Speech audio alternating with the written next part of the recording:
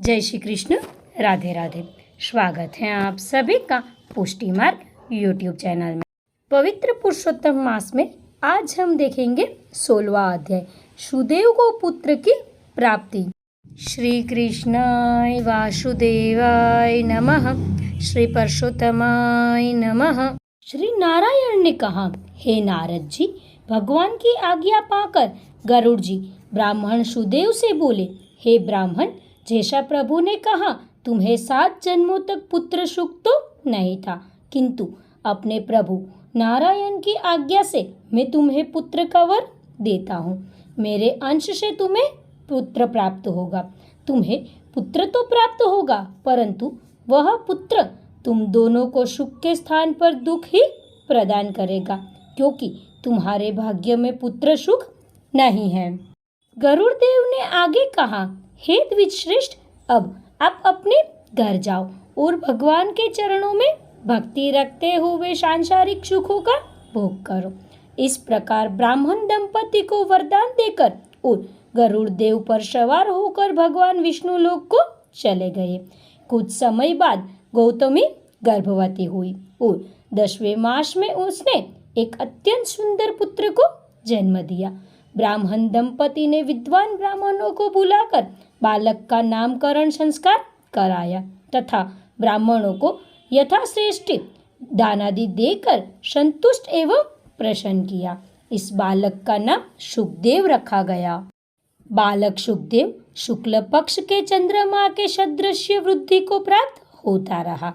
समय आने पर पिता ने यज्ञोपवीत कराकर गायत्री मंत्र की दीक्षा देकर सुखदेव को ब्रह्मचर्य आश्रम में प्रवेश कराया। बुद्धिमान सुखदेव ने वेदाध्ययन धन्य प्रारंभ किया और अपनी गुरु भक्ति, सेवा तथा प्रतिभा से अपने गुरु और माता पिता को परम प्रसन्न रखने लगा।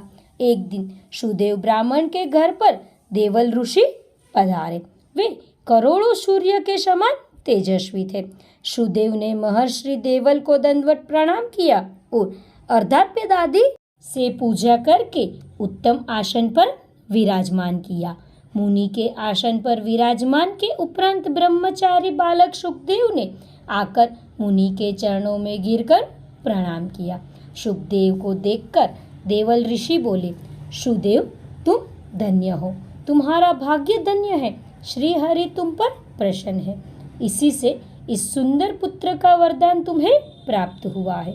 हे सुदेव, तुम्हारा यह सुपुत्र गुण सागर और अत्यंत भाग्यशाली है।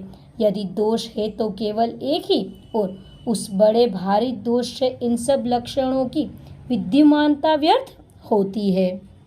हे सुदेव, सुनो, तुम्हारा यह पुत्र 12 वर्ष का होकर जल में डूबकर मृत्यु को प्राप्त होगा। तुम इसका मन में सोचो तो करना नहीं, क्योंकि होने को कैसे रोका जा सकता है, वह तो होगा ही, इसमें कोई संशय की बात नहीं है। इतना कह देवल मुनि ब्रह्मलोक चले गए।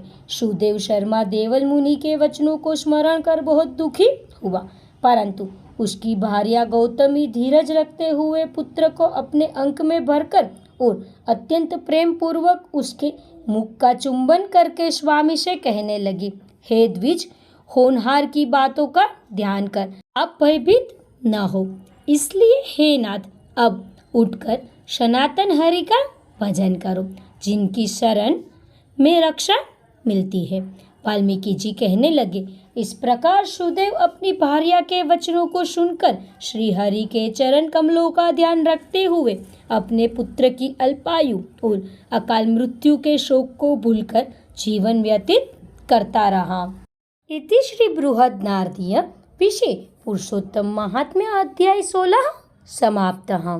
श्री कृष्णाय वासुदेवाय नमः। श्री परशुतमाय नमः। जय श्री कृष्ण। राधे राधे।